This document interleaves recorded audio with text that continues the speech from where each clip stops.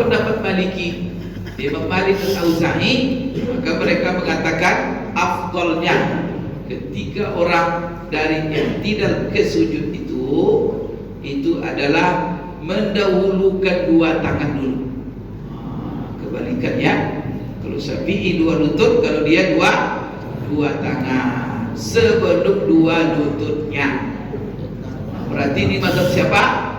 Maliki. Maka kalau ada orang Bapak Ibu lihat dia tangan dulu baru dua lutut, itu mazhabnya mungkin belajarnya di Maroko itu. Bapak Ibu sekalian, masalah kenapa bisa begitu Ustaz? Ya masalahnya apa? Bukan mereka yang ingin berbeda. Dalil-dalil itu sendiri yang begitu, itu mau apa? Maka masalah ijtihad itu bukan dibuat-buat itu Bapak Ibu.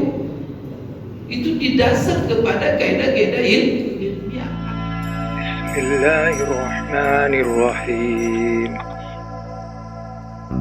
Alhamdulillah, pagi ini kita duduk bersama kembali dengan izin Allah. Kita menyambung kembali kajian kita setiap pagi Kamis, yaitu membahas fikih perbandingan, yaitu masalah-masalah para ulama berbeda pendapat dalam menyimpulkan hukumnya, dan hukum itu adalah menjadi amalan kita sehari-hari. Maka disebut itu fikih perbandingan. Masalahnya sama tapi pendapatnya berbeda. Maka ini adalah tujuannya untuk memberikan wawasan yang luas kepada kita memandang masalah agama ini. Dan ini juga bertujuan supaya kita tidak menjadi fanatik buta dalam melihat orang lain yang mengamalkan berbeda dengan kita, sehingga kita berlapang dada menerima perbedaan-perbedaan yang ada di lapangan atau di tengah-tengah umat. Dan masalah-masalah itu disebut Bapak Ibu masalah-masalah khilafiyah atau masalah-masalah ijtihadiyah, yang mana kaidahnya adalah dua sikap ulama dalam masalah yang berbeda. Ulama berpendapat, pendapatnya ada yang mengatakan seperti kunut subuh, umpamanya ada yang mengatakan itu hukumnya adalah sunnah abad atau wajib, ada yang mengatakan itu mustahab, ada yang mengatakan itu bid'ah, ada yang mengatakan itu makruh. Mana yang benar Ustaz? Sebagian ulama mengatakan semuanya benar, tidak ada yang sah, tidak ada yang salah. Maka silakan amalkan. Kemudian yang kedua yang mengatakan yang benar cuma satu. Cuma yang satu yang benar itu mana? Allahu Akbar. Allah yang Maha Tahu. Sehingga ulama merumuskan kaidah selama masalah itu masalah-masalah ijtihad, maka kita tidak boleh saling menyalahkan, kecuali masalah-masalah yang berbeda itu masalah-masalah qat'i. Umpamanya ada orang mengatakan saya bisa atur malaikat munkar dan nakir katanya. Saya bisa tahan, saya bisa halang dia. Macam-macam itu Bapak Ibu keyakinan-keyakinan. Bapak Ibu sekalian, masalah kita adalah masalah sujud, yaitu dalam masalah rukun salat. Kita membahas kemarin masalah pertama niat, yang kedua takbiratul ihram, ketiga kita sudah membahas tentang masalah Al-Fatihah, membaca Al-Fatihah, kemudian kita sudah membahas masalah ruku. Sekarang pembahasan kita sujud, dan kita sudah menjelaskan masalah sujud ini beberapa masalah, yang mana masalah ini sebelum kita menjelaskan apa masalah-masalah yang berbeda ulama di dalam masalah sujud, kita perlu menjelaskan apa yang mereka sepakati. Pertama sekali Bapak Ibu, ijma' ulama mengatakan sujud dalam sholat itu merupakan rukun sholat. Itu tidak ada berbeda itu. Arti apa rukun sholat? Kalau tidak ada sujud maka tidak disebut sholat. Itu maksudnya. Jadi kalau ada orang sholat dia tidak sujud, dia Bapak Ibu sekalian, itu tidak sholat namanya. Maka rukun itu, apa disebut rukun? Kalau seandainya dia tidak ada, tak disebut itu. Itu yang rukun. Sehingga baru dia disebut kalau memenuhi rukun-rukun itu. Ini adalah ijma' Bapak Ibu sekalian. Kemudian apalagi yang ijma' kemarin? Ijma' juga ulama menjelaskan Bapak Ibu sekalian bahwa dalam setiap rakaat solat itu yang wajib adalah 2 kali sujud. Jadi kalau ada nanti ustaz, kiai kata namanya atau siapa saja mengatakan yang wajib cuma sekali sujud saja setiap rakaat, itu aliran sesat itu ciri aliran. Nanti sebentar lagi ngaku nabi dia itu. Karena banyak orang mengaku nabi, Bapak Ibu, biasa menggunakan media, maka berbahaya, hati-hati kita. Ini juga sepakat Bapak Ibu sekalian bahwa setiap rakaat sholat itu ada 2 kali sujud. Apakah itu sholat wajib atau sholat sunat? Kemudian Bapak Ibu sekalian, sepakat juga ulama mengatakan bahwa sempurna, ini sempurna ya, sujud yang sempurna itu yang bagaimana? Yaitu sujud di atas 7 anggota, itu yang sempurna itu. Nanti kalau ada umpamanya yang kurang dari ini, bagaimana hukumnya? Itu nanti kita bahas dalam masalah-masalah yang berbeda. Apa 7 anggota itu kemarin? Pertama adalah dahi. Tapi dahi itu menghitung dahi bersamaan dengan hidung. Jadi dahi dan hidung satu. Setelah itu Bapak Ibu sekalian, 2 tangan. Setelah itu 2 tangan sudah 2, 3. Kemudian 2 lutut, 5. Kemudian 2 jari kaki. Nah, ini adalah sempurnanya sujud, dan itu juga sepakat ulama Bapak Ibu sekalian dalam menjelaskannya. Nah, kemudian ada nanti masalah-masalah yang mana Bapak Ibu ulama berbeda. Apa di antara masalah-masalah ulama berbeda di dalam masalah sujud? Ini yang kita bahas pagi ini. Nah, di antaranya adalah ketika seseorang turun sujud dari berdiri, kan ruku langsung i'tidal, dari i'tidal langsung sujud. Apakah ketika dia turun sujud itu mendahulukan 2 kaki dulu, lutut, 2 lututnya, atau mendahulukan 2 tangan? Bapak Ibu melihat nggak kondisi orang sholat seperti ini? Ada orang yang langsung meloncat ke langsung 2 tangan baru lutut. Tapi kalau yang Bapak Ibu amalkan apa? Kedua-duanya. Kedua-duanya. Mana nyaman aja ya.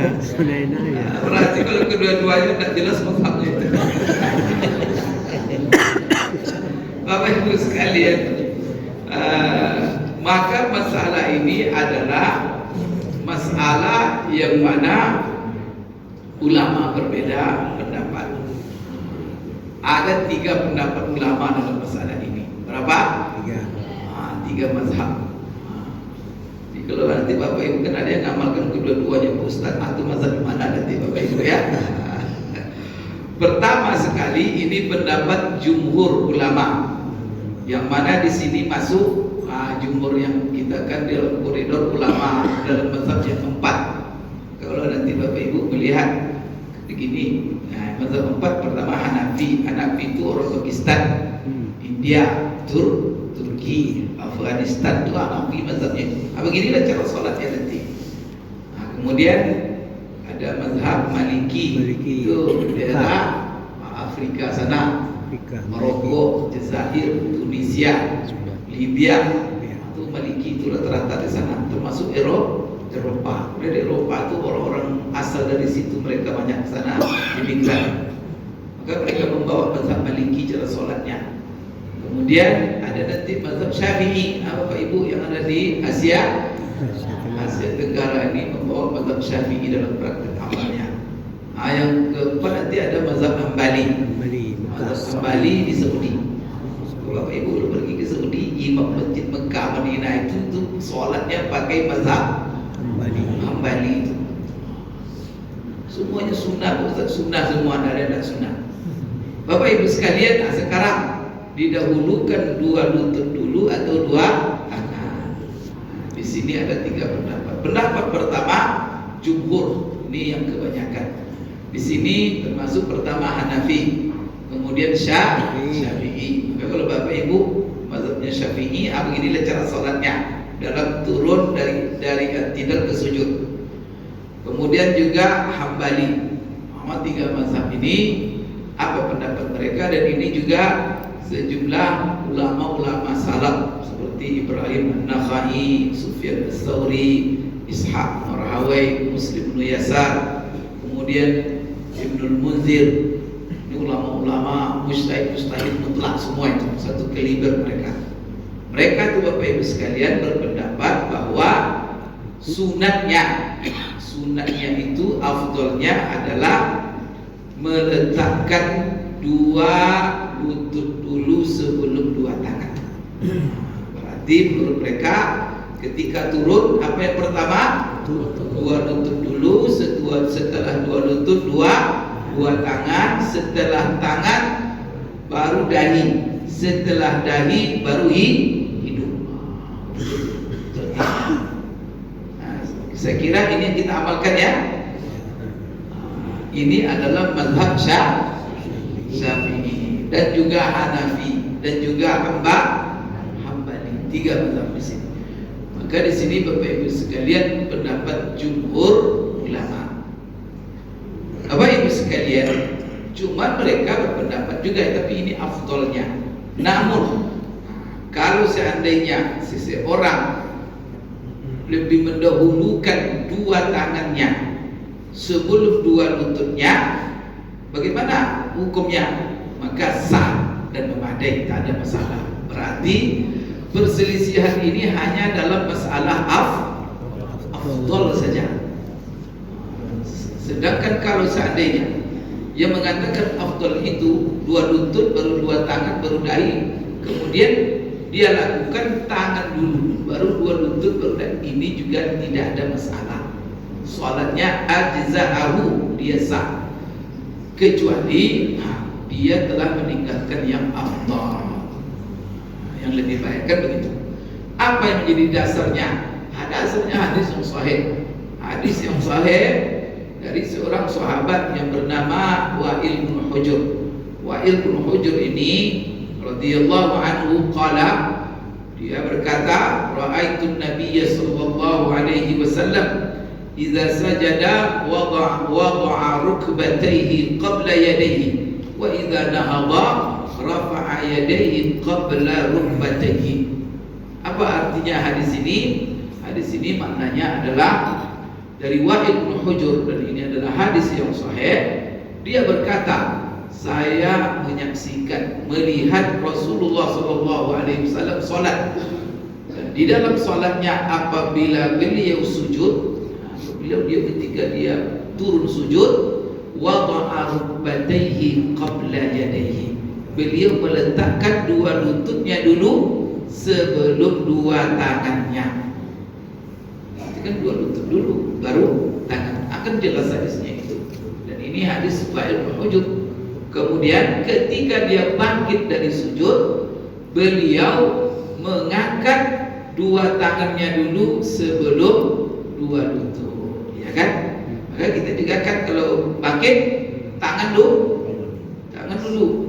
Sebagian orang lutut dulu. Coba lihat nanti. Sebagian orang lutut dulu. Bapak Ibu sekalian. Berarti cara sholat yang kita lakukan, coba lihat ulama berpendapat. Nah, ada ulama berpendapat dari akal dia pasti merujuk kepada hadis-hadis Rasul. Apa dasar mereka mengatakan? Maka yang kita amalkan sekarang ini sebagai mazhab Syafi'i, inilah dasarnya, jelas hadisnya. Apabila Rasulullah kata Wa'il bin Hujr, kalau dia sholat, kalau dia sujud, dia dahulukan dua lututnya baru tangannya. Kalau bangkit dari sujud, tangan dulu baru lututnya. Nah, ini begitu. Kemudian juga hadis yang diriwayatkan dari Sa'ad bin Abi Waqqas. Sa'ad bin Abi Waqqas ini juga sahabat yang terkenal, yang paling dekat dengan Rasulullah SAW. Dan bahkan beliau ini termasuk sahabat minas sabiqin al-awwalin, sahabat yang pertama masuk Islam, masuk Sa'ad bin Abi Waqqas ini. Beliau mengatakan qala kunna nad'u al-yadaini qabla ar-rukbataini fa umirna biwad'i ar-rukbataini qabla al-yadaini. Jadi dulunya awalnya kami ketika sujud meletakkan tangan dulu, dua tangan dulu sebelum dua lutut. Namun setelah itu kami diperintahkan oleh Rasulullah SAW meletakkan dua lutut dulu, baru dua tangan. Berarti hadis ini menunjukkan bahwa memang ada meletakkan tangan dulu baru lutut. Di dalam ketika seorang sujud. Namun itu di awal-awal. Tapi setelah itu datang perintah Rasulullah Sallallahu Alaihi Wasallam, yang mana perintahnya Bapak Ibu sekalian adalah meletakkan lutut dulu baru tangan. Ini yang menjadi dasar juga jumhur ulama. Hadis Sa'ad bin Abi Waqqas ini pertama, hadis Wa'il bin Hujur. Yang kedua, hadis Sa'ad bin Abi Waqqas yang menceritakan bagaimana sujudnya Rasulullah Sallallahu Alaihi Wasallam. Dan kita di dalam salat, sallu kama ra'aitumuni usalli. Salat kamu sebagaimana melihat aku salat. Siapa yang langsung melihat salat Rasulullah? Kita. Tidak, sahabat. Maka sahabat itu berjasa kepada kita Bapak Ibu, karena mereka telah mentransfer kepada kita apa yang dilihat oleh mereka dari Rasulullah Sallallahu Alaihi Wasallam. Kemudian juga hadis yang lain, coba banyak dari mereka, hadis-hadis yang mereka jadikan dasar. Waqad rawal Asram an Abi Hurairah. Ini hadis Abu Hurairah. Jadi tadi ada hadis Wa'il bin Hujur, Sa'ad bin Abi Waqqas. Kemudian ini ada lagi hadis Abu Hurairah. Abu Hurairah menceritakan, "Idza sajada ahadukum falyabda' bi rukbatayhi qabla yadayhi wa la yabruk burukal jamal." Ini hadis yang ketiga yang mereka jadikan itu hadis Abu Hurairah. Apabila seorang kamu sujud, ini hadis Rasulullah SAW mengatakan, apabila salah seorang kamu sujud, hendaklah mulai dengan dua lututnya sebelum dua tangannya. Berarti ini adalah berita. Kalau hadis yang tadi hadis sifatnya sunnah fi'liyah, kalau ini sunnah qauliyah. Apabila seorang kamu sujud, mulailah dengan dua lutut sebelum dua tangan. Jangan kamu sujud seperti sujudnya onta. Onta mana dulu? Kaki dulu atau tangan? Lihat kalau onta menunduk itu, dulu tidur dia bagaimana? Tangan dulu atau kaki? Tangan duluan. Permasalahannya mana yang tangan, mana yang Empat kaki. Ya. Apa? Oh ya, saya udah bisa terus akhirnya. Ayah. PRT. Yang penting Bapak Ibu tidak contohin saja. Jadi yang penting Bapak Ibu sekalian, jangan kalian sujud seperti sujudnya onta, turunnya onta. Ya bro, itu kan ketika onta itu kan dia duduk ataupun dia tidur kan. Nah, ketika dia duduk kan tinggi itu, dia dahulukan yang depan atau yang belakang? Depan. Tangan berdua tuh yang di belakang. Berarti dia depan dulu kan? Maka jangan kalian seperti onta itu. Maka apa? Kebalikan dari onta, berarti belakang dulu yang disebut dengan dua kakinya. Berarti kaki dua lutut dulu baru tangan. Berarti dianggap depan. Karena onta kalau apa depannya dulu, baru belakang. Itu adalah, maka kita kalau sujud, kalau tangan dulu itu meniru onta. Tapi kalau lutut dulu, itu baru bertentangan dengan cara turunnya onta. Sekarang Bapak Ibu sekalian dilarang wala yabruk burukal jamali. Ini Sudah 3 hadis itu kan yang menjadi dasar jumhur ulama termasuk Syafi'iyah. Maka afdalnya orang dari i'tidal ke sujud adalah 2 lutut dahulu, kemudian 2 tangan, setelah itu dahi, baru hidung terakhir. Maka lengkaplah 7 anggota. Baik, Bapak Ibu sekalian. Siapa yang berbeda di sini? Tadi kita sebut 3, Hanafi, Syafi'i, Hamba. Berarti tinggal siapa lagi di antara yang 4? Maliki. Berarti di sini yang berbeda adalah Maliki. Imam Malik dan juga mazhab Malikiyah ada juga bersamanya seorang mujtahid mutlak yang satu kaliber dengan imam-imam. Itu cuma mereka tak punya pengikut seperti 4 imam itu. Sama kalibernya semuanya, mujtahid mutlak, namanya Imam Al-Auza'i. Jadi Imam Al-Auza'i ini mujtahid mutlak juga, ini ulama luar biasa. Maka di sini beliau bersama dengan Imam Malik atau mazhab Maliki, dan juga ini juga dinukil dari salah satu fatwa juga dari Imam Ahmad, cuma satu riwayat. Namun kalau mazhab Hambalinya, mazhabnya yang mereka amalkan sama dengan mazhab Syafi'i. Apa pendapat Maliki? Imam Malik dan Auza'i, maka mereka mengatakan afdalnya ketika orang dari i'tidal ke sujud itu adalah mendahulukan 2 tangan dulu. Kebalikannya, kalau Syafi'i 2 lutut, kalau dia 2 tangan sebelum 2 lututnya. Berarti ini mazhab siapa? Maliki. Maka kalau ada orang Bapak Ibu lihat dia tangan dulu baru 2 lutut, itu mazhabnya mungkin belajarnya di Maroko itu. Di Tunisia belajarnya itu. Bapak Ibu sekalian, barangkali dia mazhab Maliki itu. Karena ada di antara kelompok sekarang saya lihat Bapak Ibu sangat fanatik dengan ini. Dia mendahulukan 2. Sampai sekarang seperti meloncat-loncat dia sholat itu. Karena fanatik sekali. Tapi saya lihat bukan dia mazhabnya Maliki, karena ustaz yang diikutinya, ulama diikutinya lebih menguatkan hadis yang dijadikan dasar oleh Imam Malik. Kemudian mereka fanatik ke ustaznya, ulamanya. Salah satunya pengikut Syekh Albani. Itu dia. Sehingga Bapak Ibu sekalian, kelompok ini kalau tidak begitu dibilangnya apa? Tidak sunnah. Padahal semua tadi Syafi'i itu sunnah, semua itu ada di sudah ada sahih semua itu yang menjadi dasarnya. Jadi di sini problem kadang-kadang kena ada kelompok fanatik ini terus susahnya. Bapak Ibu sekalian, masalah kenapa bisa begitu Ustaz? Ya masalahnya apa?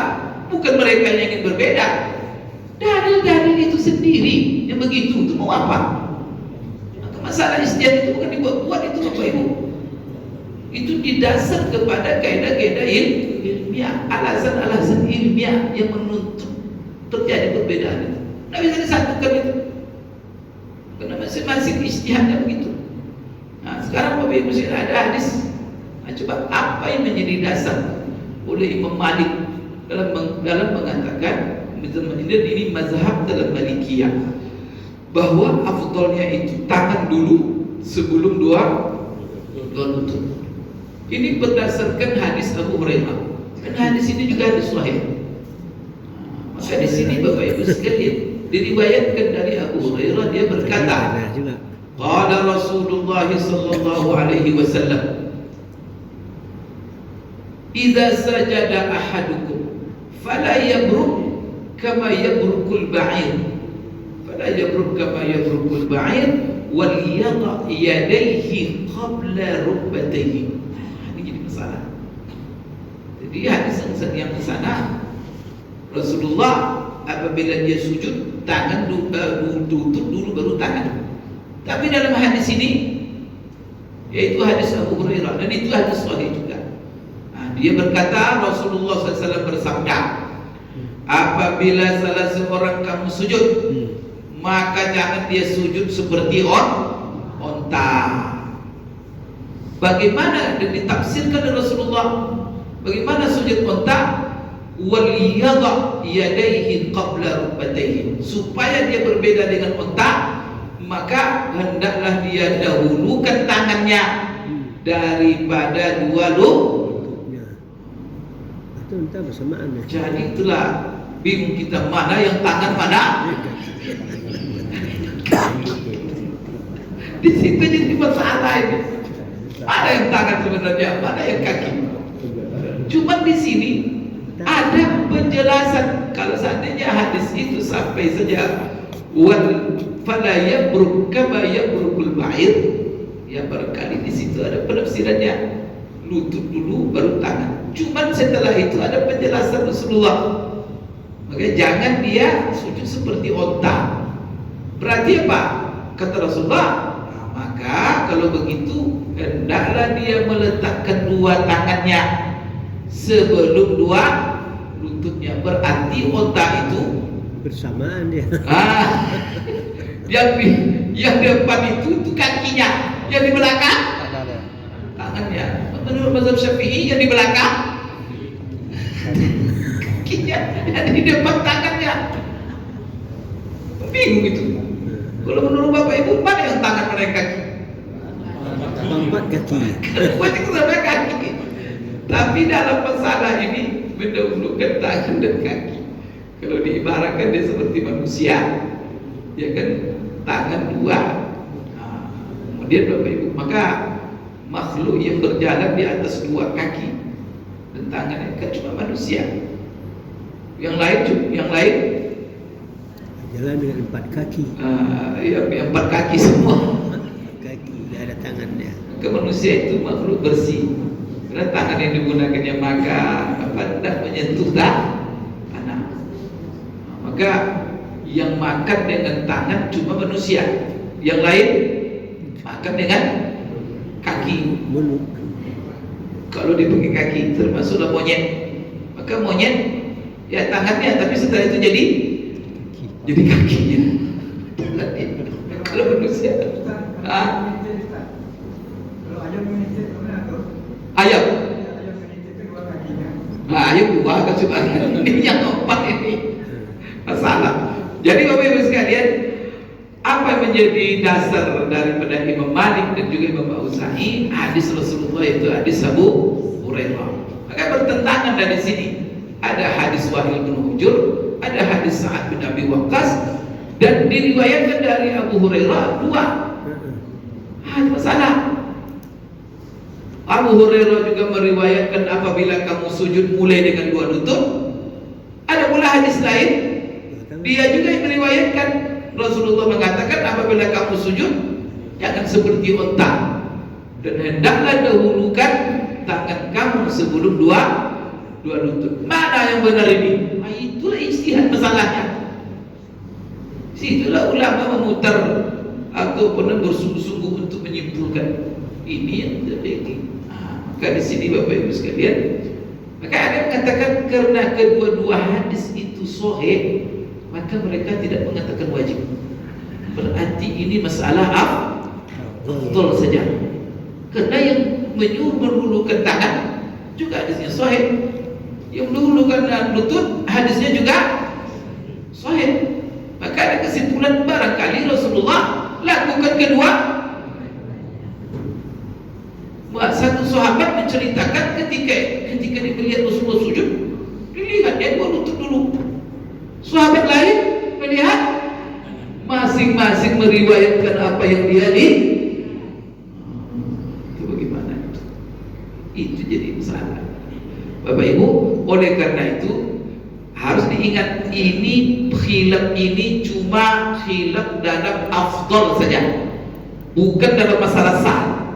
Kalau sah keduanya. Maka jangan yang dipermasalahkan, yang dipermasalahkan itu yang salah, yang tak salah. Hanya orang menjadikan dia tidak salah, malah dijadikan masalah. Ini jadi salah. Bapak Ibu sekalian, ini pendapat kedua. Pendapat ketiga, pendapat ketiga. Ini pendapat Bapak Ibu tadi yang banyak membuat, kadang begini, itu pendapat ketiga itu. Maka pendapat ketiga ini diriwayatkan dari Imam Malik dan dari sebagian ulama bahwa antara dua cara tadi tidak ada yang lebih afdal, semuanya sah. Berarti ini tempat Bapak Ibu tadi kan, kadang dua tangan, kadang-kadang ya tergantunglah, kalau sakit kaki tangan dulu, kalau sakit tangan. Karena Bapak Ibu sekalian, mohon maaf, kadang-kadang ada orang tidak bisa tangan dulu Pak, karena tulang punggungnya atau tulang lututnya sakit, maka dia terpaksa tangan dulu. Kadang-kadang tidak bisa, kadang tangan dulu, harus lutut. Nah, bagian tangannya kadang sakit. Jadi ini Bapak Ibu sekalian, kalau ada orang yang mengajar masalah sholat, jangan dipaksakan. Karena kali ini Bapak Ibu, pendapat yang ketiga ini yang lebih tepat. Artinya tidak ada yang afdal di antara dua kondisi ini. Maka mau dua lutut dulu, kemudian tangan, setelah itu dahi baru hidung, atau dua tangan dulu baru lutut, tidak ada masalah. Maka di sini an-sajida lahu an yuqaddima ayyuhuma sya'a min ghairi tafdilin bainahuma, bahwa seorang yang ingin sujud dia bisa memilih apapun yang dihulukannya, mau mendahulukan dua lutut dari dua tangan atau mendahulukan dua tangan daripada dua lutut, semuanya sama tanpa harus mengatakan ini yang lebih afdal, ini yang lebih afdal. Apa dasarnya? Kedua-duanya didasarkan kepada hadis-hadis yang sahih. Dan jadi kesimpulannya, barangkali Rasulullah melakukan kedua-duanya itu. Kadang dia mendahulukan dua lututnya, kadang dia mendahulukan dua tangannya. Berarti lapang Bapak Ibu ya. Maka jangan sempit hati kita melihat orang nanti berbeda dengan kita. Kemudian Bapak Ibu nanti melakukan apa yang lebih menyenangkan. Buat yang lebih menyenangkan, Masya Allah, agama ini lapang.